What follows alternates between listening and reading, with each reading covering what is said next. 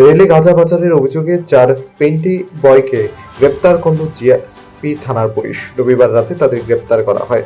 এর আগে রেল স্টেশনে 298 কিলো গাঁজাসহ বিহারের 2 যুবক বিটু কুমার এবং অনুকূল কুমারকে গ্রেপ্তার করেছিল পুলিশ। তাদের জিজ্ঞাসাবাদ করার পরেই 4 জন পেন্টি বয়ের নাম উঠে আসে। তাদের 4 জনকে রাতে গ্রেপ্তার করে পুলিশ। তাদের 4 জনের বাড়ি বিহার। ধৃতরা হলো বিকাশ কুমার, কিষান কুমার রাউত, গৌতম কুমার এবং সুশীল কুমার।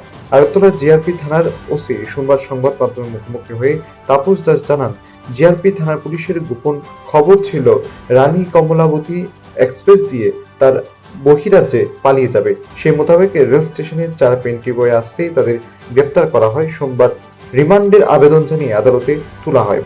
পাশাপাশি তিনি আরো বলেন, এই মামলার সাথে আরো যারা যারা জড়িত আছে তাদেরকে রিমান্ডে এনে জিজ্ঞাসাবাদ করে আরো তথ্য পাওয়া যাবে বলেও জানান তিনি। গাঁজা মামলায় আর কতজনকে গ্রেপ্তার করা হয়েছে? হ্যাঁ, আমরা গতকালকে আরও 4 জনকে আমরা গ্রেপ্তার করেছি আমাদের আগরতলা রেল স্টেশন থেকে, যারা ওই 2 জন এবং তারা এই গ্রুপেই তারা এই গাঁজাগুলি মানে বিহারে নিয়ে যেতে চেয়েছিল। তো তারাও কালকে রানী কমলাবতী করে যাওয়ার প্ল্যান করেছিল, তাদেরকে জিজ্ঞাসা করে যা জানলাম। তো তারা 4 জনের মধ্যে হলেন বিকাশ কুমার একজন, যিনি লকাসরাই ডিস্ট্রিক্টের বাসিন্দা বিহার, এবং আরেকজন হলেন কিষান কুমার রাউত, উনি মুঙ্গেরিয়া ডিস্ট্রিক্ট বিহার।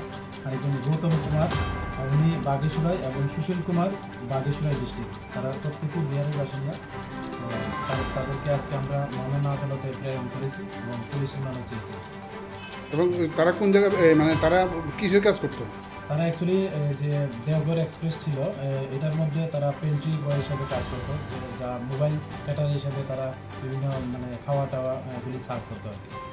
এবং তাদেরকে কি আজকে রিমান্ড চাওয়া হল নাকি? হ্যাঁ, তাদেরকে রিমান্ড চাওয়া হয়েছে। ব্যুরো রিপোর্ট, প্রগতি।